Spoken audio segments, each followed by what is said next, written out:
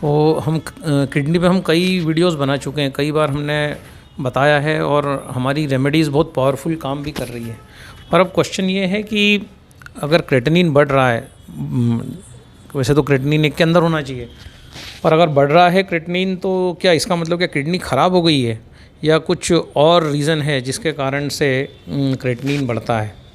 तो थोड़ा सा आप ध्यान दीजिएगा कि जब भी हम कोई भी नॉनवेज खाते हैं तो हमारा क्रेटिनिन बढ़ता है। अंडा है, मछली है, ठीक है, मीट है, आपका चिकन है, डेयरी प्रोडक्ट्स हैं, जब भी हम इस प्रकार के प्रोडक्ट्स का सेवन करते हैं और इस प्रकार का एनिमल प्रोटीन लेते हैं तो हमारा जो क्रेटिनिन है ना, जो ब्लड में जो एक के अंदर होना चाहिए वो बढ़ जाता है 2, 3, 4, 5, 7। और इसका मतलब ये नहीं कि ये हमारी किडनी डैमेज हो गई है। कई लोगों को ये लगता है कि क्रेटिनिन बढ़ रहा है मतलब किडनी डैमेज हो रही है, पर जैसे ही आप ये नॉनवेज खाना बंद करते हैं, है ना, आपका क्रेटिनिन जो है धीरे धीरे कंट्रोल में आने लगता है या बंद ही कर देते हैं। तो अगर क्रेटिनिन हमारा बढ़ रहा है तो हम क्या करें? सबसे पहले तो नॉनवेज आइटम्स खाना बंद कर दें। जैसे मैंने बोला, दूध है, अंडा है, मछली है, चिकन है, मीट है, इस प्रकार की कोई भी चीज़ अगर आप सेवन कर रहे हैं तो इसको इमीडिएटली बंद कर दीजिए। और उसके बाद कोशिश करिए कि आप जो है एल्कलाइन फूड पे आ जाइए। अब एल्कलाइन फूड में मैंने हमेशा बताया है कि अगर ब्लड यूरिया बढ़ रहा है, अभी मैं आपको कुछ रिपोर्ट शेयर करने वाला हूँ जिसमें जो है ब्लड यूरिया 155-58 कुछ था और वो 70-75 पे आ गया। तो ये जो प्रयोग है जो मैं आपको बता रहा हूँ अभी, तो सबसे पहले तो मैंने आपको बताया कि क्रेटिनिन के बढ़ने की वजह, तो उस वजह को हम कंट्रोल करेंगे तो जो है वो वहीं रुक जाएगा बढ़ना। उसके बाद जो बढ़ा है उसको रिवर्स करने के लिए जो उपाय मैं आपको बताने जा रहा हूँ बेहद ही सिंपल है और कोई भी कर सकता है, कोई भी कर सकता है, करना ही चाहिए। तो धनिया पत्ता आप ले लीजिए। धनिया पत्ता जो होता है ना, जिसको कोरेंडर लीव्स कहते हैं इंग्लिश में, है ना, मराठी में इसको कोथिंबीर कहते हैं। तो ये आप ले लीजिए और ये धनिया पत्ता जो है इसको आप लेकर इसको 9.5 pH का पानी लीजिए। 9.5 pH का पानी लेके 9.5 pH के पानी, जैसे कांच की बर्नी लीजिए, जो जनरली हम वो अचार मुरब्बे की जो बर्नियाँ बाज़ार में मिलती हैं कांच की, तो 2-2, 5-5 किलो की, तो उसमें आप 9.5 pH का पानी लो और उसमें ये जो है ये डाल के रख दो आप, ये जो आधे घंटे के लिए। ये जो धनिया पत्ता है ये 9.5 pH का पानी, मैं आयोनाइज्ड पानी की बात कर रहा हूँ। हो सकता है कुछ लोगों को ये नहीं पता हो, और आयोनाइज्ड पानी जो होता है एक बहुत ही असाधारण किस्म का बेशकीमती पानी होता है जिसको रेशमी पानी भी कहते हैं। तो हम अगले वीडियो में आयोनाइज्ड पानी क्या होता है इसकी हम बात करेंगे, पर अभी आप इतना समझ लीजिए कि धनिया पत्ता लीजिए 100 ग्राम, उसको आयोनाइज्ड पानी 9.5 pH के पानी में, कांच की बर्नी में पानी डालिए और ये धनिया डालिए, इसको डुबा के रख दीजिए एक 20 मिनट के लिए। इसके बाद इसको निकालिए, उस पानी को फेंक दीजिए और इस धनिया जो पत्ता है इसको मिक्सर में डालिए। इसमें ताज़ा 9.5 pH का पानी मिलाइए, ताज़ा निकालिए आयोनाइज़र से, इसमें मिलाइए और जितना भी आपको डॉक्टर ने रिकमेंड किया है उतना या उससे दोगुना भी पानी आप पी सकते हैं, क्योंकि आयोनाइज्ड पानी जो है हल्का होता है। तो जितना भी पानी रिकमेंड किया जाता है डायलिसिस, उससे डबल भी आप पिएंगे तो आपको किसी प्रकार का कोई नुकसान नहीं होगा।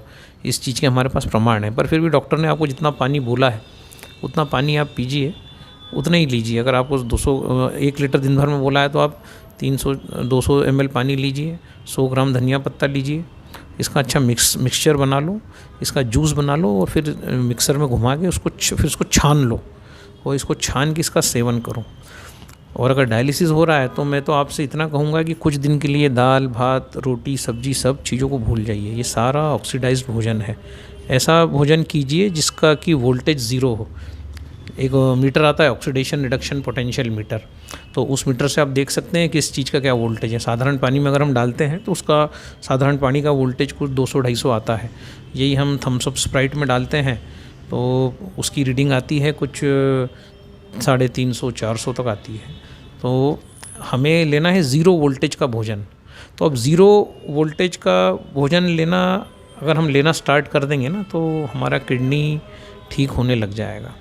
तो अब ज़ीरो वोल्टेज का भोजन कैसे बनाना, तो बहुत मुश्किल है। ज़ीरो वोल्टेज का भोजन बनाना ये तभी पॉसिबल हो सकता है जब झाड़ से टूटा हुआ फल या खेत से टूटी हुई सब्ज़ी इमीडिएटली 1 घंटे के अंदर आपके प्लेट में आ जाए, तो उसका वोल्टेज ज़ीरो हो सकता है या +20 हो सकता है।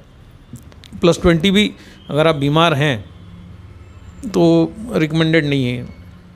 ज़ीरो वोल्टेज का भोजन या फिर माइनस वोल्टेज का भोजन जो है वो आपके लिए रिकमेंडेड है, और आपकी सारी बीमारियों को दूर करने की ताकत उस भोजन में है।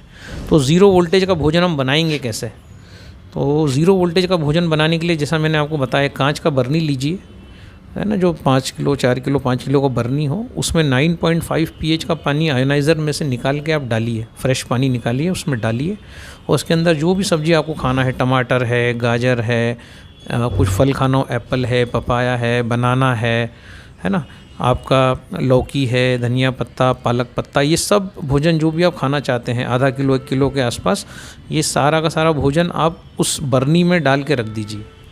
जैसे ही आप उसमें डालेंगे, ये सारा भोजन जो प्लस में है ये माइनस में चला जाएगा, क्योंकि 9.5 pH का पानी जो है वो इलेक्ट्रॉन डोनर पानी है। तो इलेक्ट्रॉन डोनर पानी जब अपने इलेक्ट्रॉन्स डोनेट करेगा और हाइड्रोजन जब इस भोजन के अंदर प्रवेश करेगा, तो ये भोजन जो है ज़ीरो से भी पीछे निकल जाएगा, मतलब -70 -80 इस प्रकार से भोजन निकल जाएगा। फिर इस प्रकार का भोजन फिर आप इसका रस बना के पी सकते हैं, इसको ऐसे ही चाकू से काट के खा सकते हैं, जैसा आपका मर्जी करे। पर इस प्रकार का भोजन, इसको कहते हैं निगेटिव वोल्टेज का भोजन, और ये आपके लिए बहुत इम्पॉर्टेंट है। और इस आपका क्रेटनाइन जो है वो तो धनिया पत्ते का जो मैंने प्रयोग बताया उसी से रिवर्स हो जाएगा, पर अगर डायलिसिस भी आपको रिवर्स करना है तो इस प्रकार का निगेटिव वोल्टेज का भोजन अगर आपके शरीर में जाएगा तो 100% जो है आपका डायलिसिस रिवर्स हो जाएगा, आपका जो है क्रेटनाइन सामान्य हो जाएगा। ये सब चीज़ें आप खुद ही देखेंगे, ये सब चीज़ें हो जाएंगी। ज़रूरत है बस प्रयोग करने की। तो प्रयोग करिए, और हम अगले वीडियो में आपको और निगेटिव भोजन बनाने की टेक्निक शेयर करेंगे, और बहुत इजी है। इसके लिए ज़रूरत है तो एक वाटर आयोनाइज़र की। अगर वाटर आयोनाइज़र हमारे पास है तो इस प्रकार का भोजन हम बड़ी आसानी से बना सकते हैं। और इस प्रकार का भोजन अगर हम करेंगे तो हमारे सारे ऑर्गन्स जिसमें कुछ माल फंक्शनिंग हो रही है, ये सारी माल फंक्शनिंग जो है धीरे धीरे हम देखेंगे कि ठीक होने लगेगी। तो बहरहाल जिन लोगों पे हमने काम किया है, जिनका ब्लड यूरिया सामान्य हुआ है, जिनका यूरिक एसिड सामान्य हुआ है, उनकी कुछ रिपोर्ट्स मैं आपको शेयर करता हूँ। धनिया पत्ता और कैंगन पानी, आपका जो आयनाइज्ड पानी है 9.5 pH का पानी, इस पानी का प्रयोग करें धनिया पत्ते के साथ, और आप देखेंगे कि कितनी खूबसूरती से आपकी सारी रीडिंग्स विदिन 12 डेज़ में बता रहा हूँ आपको, ज़्यादा भी नहीं, 12 से 15 दिन के अंदर सारे आपकी रीडिंग सामान्य होने लगेंगी। तो अगर आपके पास आयोनाइज़र नहीं है, तो बहुत सारे लोग हैं जिनके पास आयोनाइज़र हैं, तो उनसे मिलिए, उनसे इस प्रकार का पानी लीजिए और ये प्रयोग करके देखिए और हमें बताइए। Thank you.